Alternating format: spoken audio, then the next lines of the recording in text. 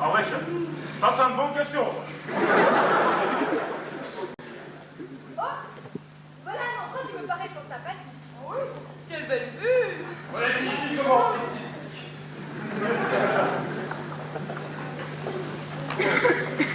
C'est froid ici. Je ne transpire plus du tout. Dites qu'on dirait que c'est ce grand bloc qui jette un froid. On dirait de la glace. Comme c'est étrange. Hein? D'autant plus bizarre que ça traîne au milieu de la chaussée. Dites, venez, le douanier, car tu me sais que depuis qu'on en est, Eric, c'est beau.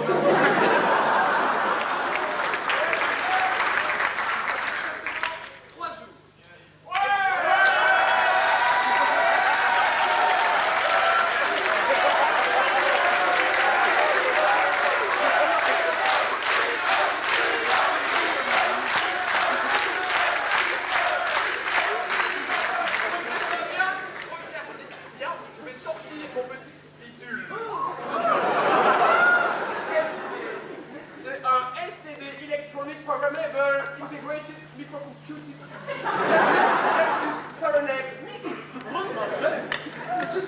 Ça mesure aussi la température en degrés centigrades. Ensuite, appuyez sur un bec bouton, l'écran est complètement effacé. Et finalement, on appuie sur un dernier bouton et le processus est interrompu. Et la machine s'arrête. Je vais faire une démonstration. Messieurs, la température est exactement de moins 342 degrés.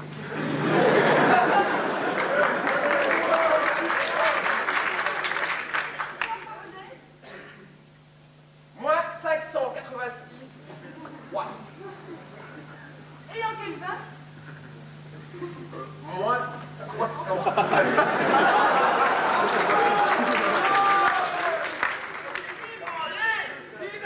Dans cette circonstance, la probabilité que cet objet soit distinct de la comète que nous recherchons est infiniment proche de 0. Est infiniment proche. Et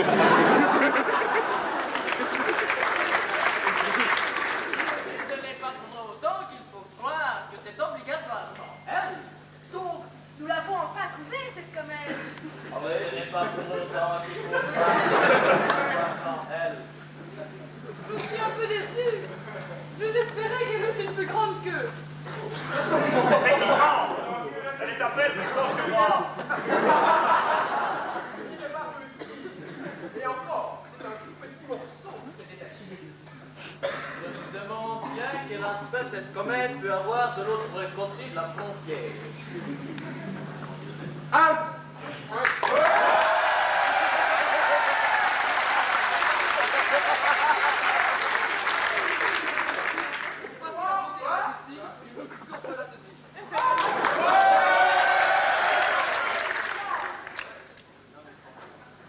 Ma petite dame, pour passer la frontière linguistique, vous aussi. Il n'y a rien qui puisse vous intéresser dans cette valise.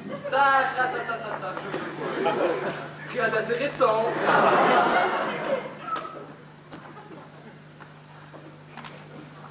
Écoute une fois dit, on va agir pour faire de la rue.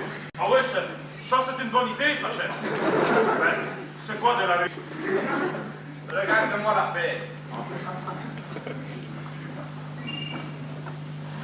Vite, vous ne voyez pas des diamants de l'autre côté, par hasard? La répartition des aspérités est une variable percentile, ce qui fait qu'il n'y en a pas plus de notre côté que du vôtre. Ce n'est pas plus intéressant de ce côté que de l'autre.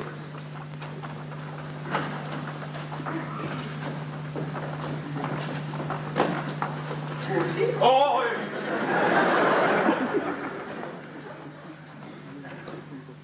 Par contre, la répartition de température ne me semble pas normale. Monsieur Milgram, pourriez-vous venir prendre quelques mesures de ce côté-ci? Si, chef. C'est une bonne idée que j'ai eue, hein. Si, chef, c'est une bonne idée que tu as eue là, chef, hein, dit? Oui, c'est pour ça que je suis chef. Ah, ouais. Dis, chef, est-ce que tu t'es pas trompé de rue?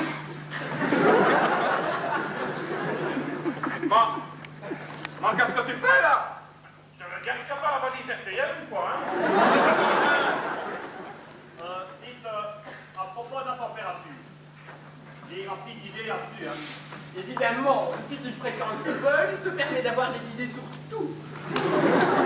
Halte là, mon gros monsieur, si vous... Bien, monsieur, d'abord, je ne suis pas gros. Tout simplement un rien enveloppé. Et puis dans ces valises, il n'y a rien. Au début du voyage, elle était remplie de petits moutards repartis. C'était chauffé comme un page. Dès lors, quand on voit le boîtier vers la valise, il a marqué CD, tu pourras considérer qu'elle est vide. Inutile de la fouiller. Dites-moi, monsieur Delmé, vous trouvez vraiment qu'il fait chaud ici? Non, mais c'est un tic. Écoute, une pratique, on va aussi jouer avec le CD.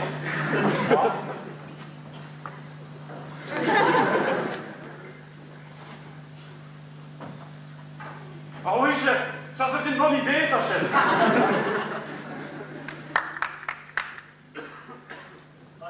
Pour en revenir aux embêtés, nous avons donc ici un corps de la température au moins 69 Kelvin. Or, d'après la troisième loi de la thermodynamique dit également loi de Neyre, un corps dont la température monte à sa position vers 0, voit sa géométrie tendre également vers 0. Avec une relation de l'autre côté du 0 absolu, la charge spécifique est négative. Dès lors, si on veut refroidir ce corps, il faut augmenter sa température. La charge spécifique étant négative, il faut donc retirer la chaleur, donc le refroidir. Dès lors, pour le réchauffer, il faut le refroidir. C'est QFD. Non, non, non et non. La diffusion de la chaleur se fait suivant la loi de Flick, conformément à la seconde loi de la thermodynamique, c'est-à-dire loi de Kelvin ou de Carnot, qui ont proposé deux versions différentes, et on peut démontrer qu'elles sont identiques. Ainsi, la chaleur va aller de la Terre vers ce morceau de glaçon. La Terre va donc se refroidir. Or, la chaleur spécifique du glaçon étant elle-même négative, celui-ci va se refroidir aussi. Et donc, les deux corps vont se refroidir indéfiniment. Mais non, c'est juste l'inverse. Normalement, quand on met en présence un corps chaud et un corps froid, le corps chaud se refroidit et le corps froid se réchauffe jusqu'à ce que s'établisse un équilibre. Or, ici, le corps froid, ayant une chaleur spécifique négative, va se refroidir au lieu de se réchauffer. Or, comme suivant la loi de la moitié, rien ne se fait, rien ne se crée, la quantité totale de calories de l'univers doit rester une constante. Et la Terre n'a donc plus qu'à se réchauffer. Et la Terre n'a donc plus qu'à se réchauffer. Bien, ceci est totalement faux. D'ailleurs, je vais vous le démontrer en faisant une petite simulation sur mon ordinateur personnel. Je le transporte en permanence avec moi. C'est bien. Mais c'est vous qui avez ma valise.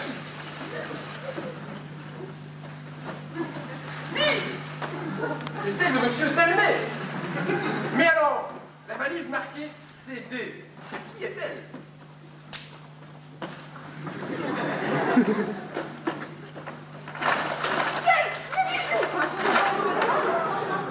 Bien, cela se complique. Essayons tout. Mais je vous ai dit de me porter à la naissance. Comment ça?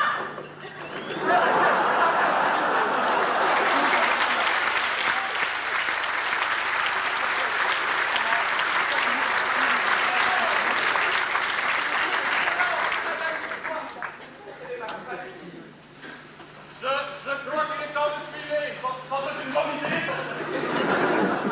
Mais alors, la mienne, c'est sûrement celle-là. Oh, chérie, mon petit terminal adoré.